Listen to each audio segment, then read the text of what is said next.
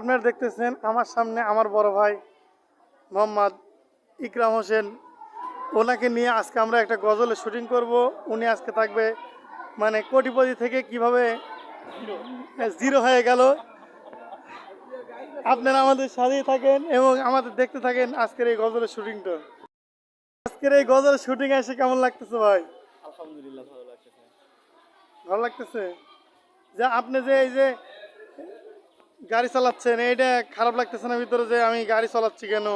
আমার এত টাকা পয়সা, কোটি কোটি টাকার মালিক আমি, তারপরে গাড়ি চালাচ্ছি। হ্যাঁ, আমার আরো শান্তি লাগতেছে। শান্তি এটা লাগতেছে? হালাল আর কোটি কোটি টাকা হারাম।